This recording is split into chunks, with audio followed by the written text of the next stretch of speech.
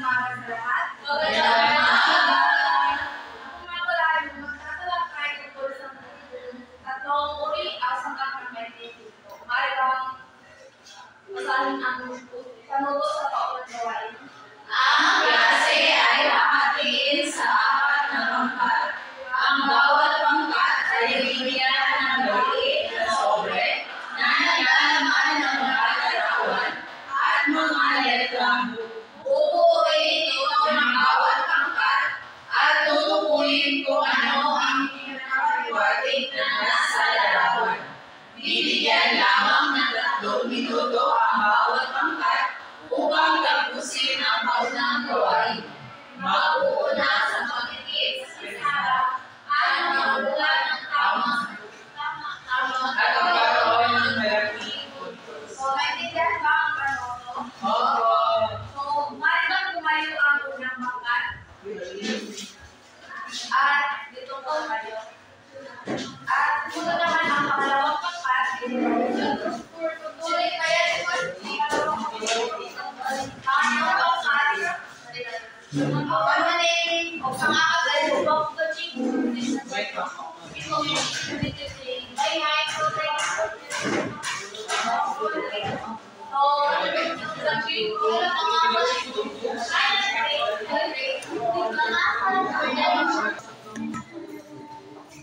So, sa bawat sobre, may nakapaloob dito ng 4 na larawan at 4 na salita.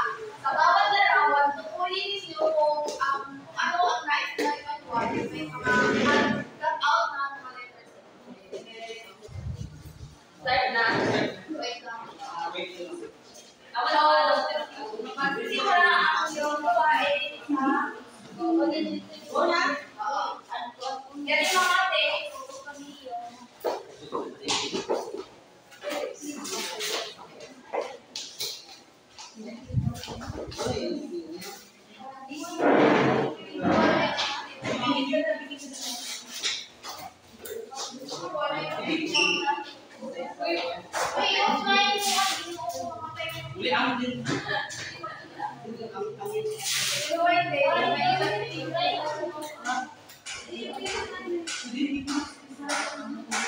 Bawat larawan ay magpapaloob dito ng mga salita.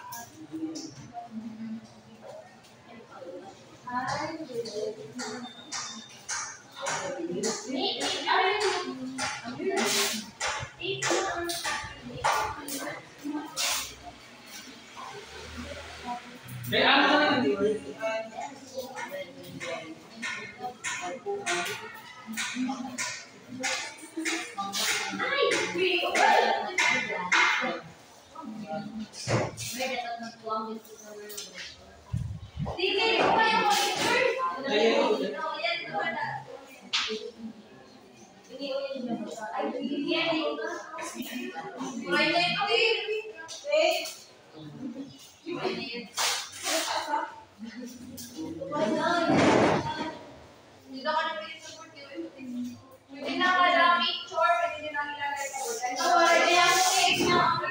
May mga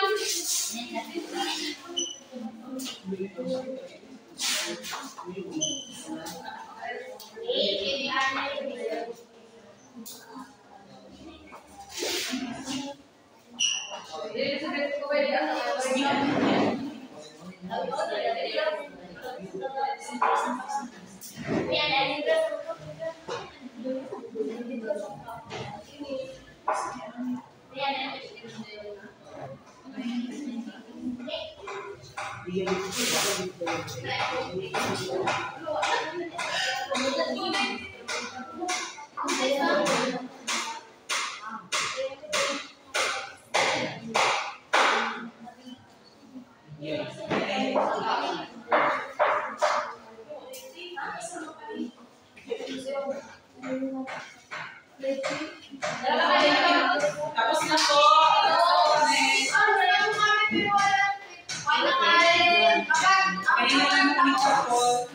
Kapag tapos ko na nabuo yung bawat larawan at yung mga uri nito ay maaari na kayong sumigaw ng correct.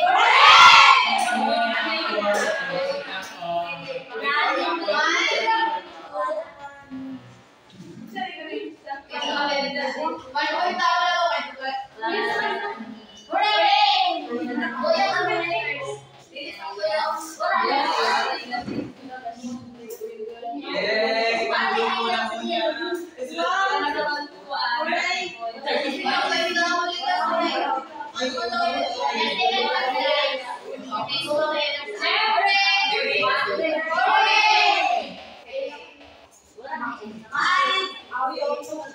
unang pagkat, maaari ba lumay sa amin kung ano ang project? So, sa huling pagkat, kung ano yung nakita nyo na sagot nila, yun yung sagot. Maaari natin i-check yung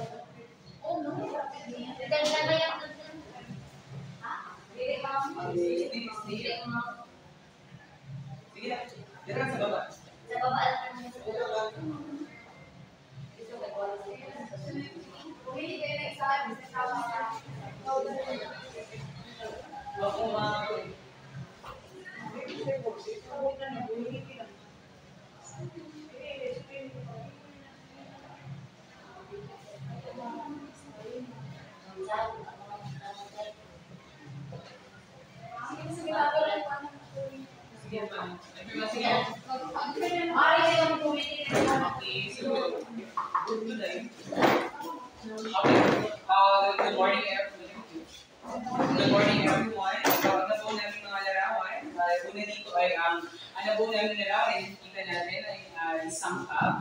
At ang pangalawang larawan naman ay nakikita natin sa larawan, ito yung papakita ng dialogo. At pangatlong larawan naman, nakikita natin dito ay may mga orasan, bahay. So, nakikita natin ay tagpuan, manahimik ka. Dito naman ay paningin. So, yan po ang So, dito sa unang larawan, nagpapakita ito ng ano ba? Tama ba? Yes! Kung tama yung nabuong salita sa ganitong larawan, bibigyan ko ng 5 points. Maaari yung ilagay sa 1/4 yung verse at yung mga puntos na ibig sa kuha. So, sa pangalawang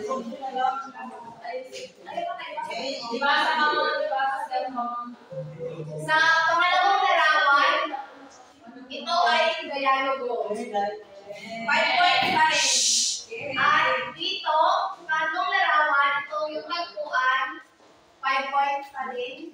At dito is yung paningin.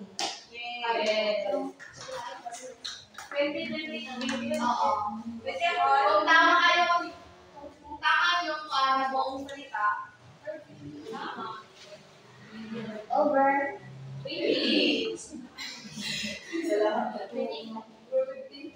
So, maaari na bumalik sa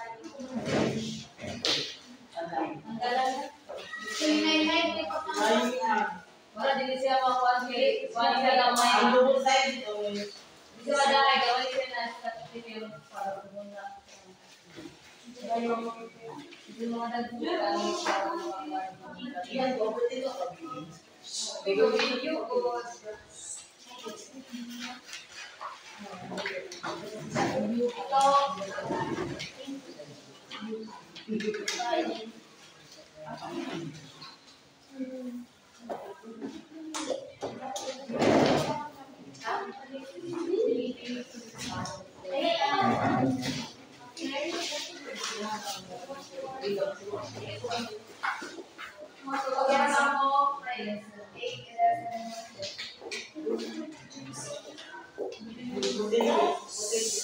So, sa tingin niyo, ano nga ba yung ating tatalakayin ngayong araw? Sabihin ko po ang tatalakayin natin ngayong araw ay tungkol sa mga sangkap ng Pilipino. Tama, bigyan natin ng good job class ni Pilipinas. 1, 2, 3, go! G-O-O-D-G-O-B, good job. Good job. G-O-O-D-G-O-B, good job. Good job. Tama. Ang tatalakayin natin ngayon ay ang mga sangkap ng lettering dito. Ang una ay ang tagpuan. Maaari bang basahin ni Adlawan? ang tagpo, panahon at lunan. Tinutukoy ng tagpo ang lunan kung saan nagaganap ang panahon. Kung kailan nagaganap ang pinangyarihang naratibo galaw sa aklat. So, kapag sinasabi natin tagpo o lunan, yung tagpo is yung place or yung lugar kung saan nangyari yung kwento. Halimbawa sa Pagong at Kasinunihan at Matching. Nasaan ba yung tagpuan doon? Sa buwan? Tama. At yung naman lunan, kapag sinasabi natin lunan, ito yung oras ito yung oras kung kailan nangyari yung. So, kapag sinasabi natin panahon, ito ay tumutukoy sa oras, araw, panahon ng taon kung saan or kung kailan ginaganap yung kwento. At yung luna naman, ito yung place or lugar kung saan nangyari yung kwento. Pangalawa is yung dialogo. Konversasyon, pag-uusap, at balitang puro sa pagitan ng dalawa o higit pang tauhan. Tauhan ang ugat ng dialogo, binubuo ng dialogo ang tono at ang daming ng isang kata.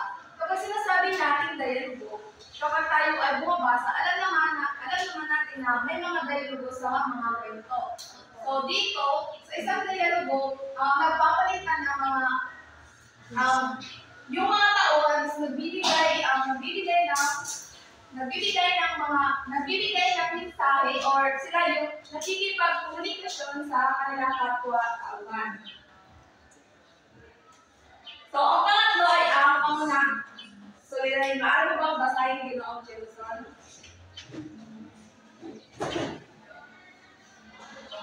Ang pangunahing problema o pagsubok na pinapakalat ng pangunahing pagkumain sa kwento o kwento na dapat niyang bigyan ng lunas at katapusan. Maraming salamat. Kapag sinasabi natin suliranin, dito napapasok yung problema kinakaharap ng isang tauhan. Halimbawa dito na kapag yung isang ang isang tauhan ay may problema kahirapan. Dito napapasok kung ano yung kanyang dapat gagawin para masolusyonan yung problema dito. So, maintindihan ba? Oo. Ano nga ulit yung tanong sangkap ng may kwento? Tauhan, dialogo, at suliranin. Tama. So, ano nga ba yung tagpuan o lunan? May bang taas ng kamay? Sige, binigyan niyo Nicole. Sinabi po natin tagpuan, ito po yung kung ano lugar kung saan nangyari o naganap yung isang kwento o isang pamilya. Tama. Ano naman yung dialogo? Sige, binigyan niyo. Pag sinabi natin dialogo, ito yung kung saan nakita yung damdamin, tono ng isang pagsuwit sa kwento. So, ang panghuli ay ang suliranin. Ano nga ba yung suliranin? Sige, binibining kahit ito. Sinabi ko natin yung suliranin.